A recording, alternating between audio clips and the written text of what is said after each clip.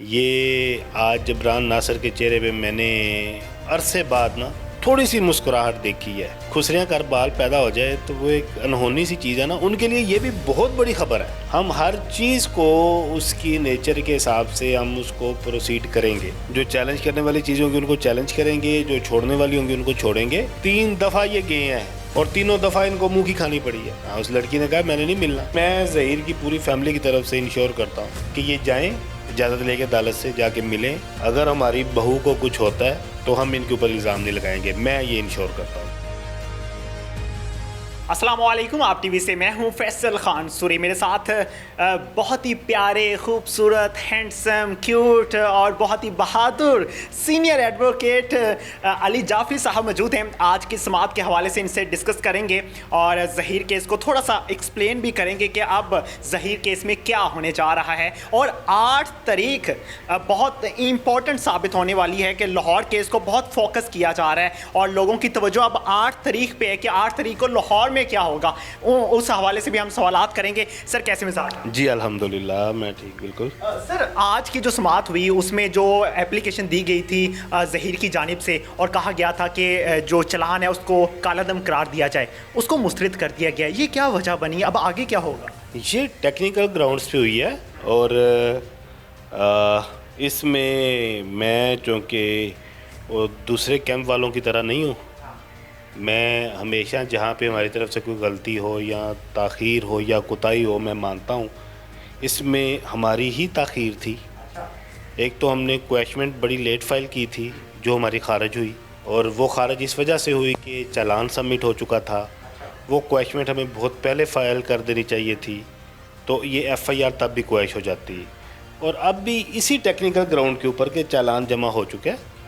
अगर चालान को लेके कोई किसी किस्म के आपको कोई मामलात हैं तो उसकी अदर रेमेडी नीचे ट्रायल कोर्ट में मौजूद है। आप जाके 265 के तहत एप्लीकेशन दें और वो रेमेडी अवेल करें। आपने जैसे कहा कि हमारी ही गलती थी, अगर इस तरह की छोटी छोटी गलतियां आपकी तरफ से होंगी तो ऐसा नहीं है कि ये नुकसानदेह साबित होंगी आपके केस के लिए? नहीं, ये केस इस तरह का है कि इसमें इस तरह की चीज़ें छोटी छोटी हमारी तरफ से तो ये 1-2 इस तरह की छोटी गलतियां सामने आई हैं। तो दूसरी तरफ से तो देखें ना आप, वहाँ पे तो खारिज होने का अब तो वो उन्हें फ़ील ही नहीं होता, क्योंकि उन्हें पहले ही पता होता है कि हमारी खारिजी होनी है। तो हर जगह पे हर रोज़ उनकी एप्लीकेशनें हमने खारिज करवाई हैं। तो ये जो एप्लीकेशन आज हमारी खारिज हुई है इसका कोई इम्पेक्ट नहीं है किसी किस्म का। हाँ, अगर ये एडमिट हो जाती तो हमें थोड़ा बहुत बेनिफिट मिलता। बेनिफिट भी यही मिलना था कि थोड़ा सा जल्दी ये केस ख़त्म हो जाता, अदरवाइज़ केस के ऊपर इसका कोई इम्पैक्ट नहीं है। सर जबरान नासिर साहब आज अदालत के बाहर दिखाई दिए और बहुत खुश दिखाई दिए और शेरवानी पहनकर मुस्कुराहट उनके चेहरे पर थी, तो बहुत कॉन्फिडेंस से जवाबात भी दे रहे थे आज यूट्यूबर्स को। इस हवाले से क्या कहेंगे? वो कह रहे थे कि मैं मायूस दिखाई दे रहा हूँ अपनी सिंध पुलिस से। देखें, ये जो आज के वो कह रहे थे कि जी पुलिस से मैं मायूस हूँ, पुलिस पे मुझे कोई तवक्को नहीं है, मुझे अदालतों पे यकीन है। तो जो अदालतों में केस आज है वो पुलिस की वजह से ही है, ठीक है। ये पुलिस ही थी सिंध की जिसने आपको फेवर दे दी और एक इस तरह का टूटा पजाया चलान करवा दिया जिस चलान के ऊपर आप खेल रहे हैं। तो ये पुलिस ही थी जिसने 35 बंदे गिरफ़्तार कर लिए, जिसमें से एक बंदा मरा हुआ था और बाकी 3-4 उसमें 70-70 साल के थे, ठीक है। ये सारा पुलिस का ही था। और वो कह रहा है कि जी पुलिस क्यों नहीं इश्तिहारियों को पकड़ने जा रही। तो जब पुलिस को बेहतर लगेगा तो पुलिस पकड़ लेगी कि वो इश्तिहार। देखिए ना, इश्तिहारियों की नेचर भी देखनी होती है ना, कि कराची से आके लाहौर में या कहीं पे भी रेड करना कोई इतना आसान है जब उन्हें लगेगा। अदरवाइज़ ठीक है, उन्होंने इश्तिहारी कह दिया है, कल को अदालत भी इश्तिहारी कह देगी, ठीक है, अदालत भी उन्हें इश्तिहारी करार देगी, अपनी प्रोसीडिंग मुकम्मल कर लेंगे। जबरान नासिर साहब ने कहा कि बच्ची से उसके पेरेंट्स से इसलिए नहीं मिल रहे कि हम बड़ा सरप्राइज़ देने वाले हैं। कौन सा सरप्राइज़ देंगे ये आज जबरान नासिर के चेहरे पे मैंने कोई अरसे बाद ना थोड़ी सी मुस्कुराहट देखी है। और वो दूसरी तरफ इतनी खुशियाँ आज इस एप्लीकेशन के, क्योंकि उनके लिए देखे ना, खुसरियाँ कर बाल पैदा हो जाए तो वो एक अनहोनी सी चीज़ है ना, उनके लिए ये भी बहुत बड़ी ख़बर है। उनके लिए ये भी बहुत बड़ी ख़बर है जिसकी हमें कोई हमें परवाह ही नहीं है कोई। हम तो इवन ये एक्सेप्ट हो जाती फिर भी हमारा यही होना था इसके ऊपर जो रिस्पांस है। लेकिन हम इसको देखेंगे। देखिए एक केस है ना, हम अदालतों में चल रहे हैं, हम हर चीज़ को उसकी नेचर के हिसाब से हम उसको प्रोसीड करेंगे। जो चैलेंज करने वाली चीज़ें होंगी उनको चैलेंज करेंगे, जो छोड़ने वाली होंगी उनको छोड़ेंगे। और बाकी केस ख़त्म है, ठीक है। मैं सिर्फ आप इनसे ये पूछे, ये कहते हैं कि जी बेटी को नहीं मिलने जा रहे, सरप्राइज़ है। सिर्फ इनसे ये पूछे 3 दफ़ा तो गए हैं, मैं फिगर बता रहा हूँ, 3 दफ़ा ये गए हैं और तीनों दफ़ा इनको मुंह की खानी पड़ी है। हाँ, उस लड़की ने कहा मैंने नहीं मिलना, कर लो ज़बरदस्ती अगर कर सकते हो तो। उस बच्ची ने ये भी कहा था पुलिस के सामने बैठकर कि मैं अपने पेरेंट्स से नहीं मिलना चाहती, फिर भी इनको क्यों नहीं यकीन आ रहा इस बात पे? ये इतने झूठ बोलते हैं। सूरी साहब ये कह रहे थे कि जी हम बच्ची से मिलने इसलिए नहीं जा रहे, बच्ची को कुछ हो जाए हमारे ऊपर लग जाएगा। ओ भाई क्या हो जाएगा बच्ची को?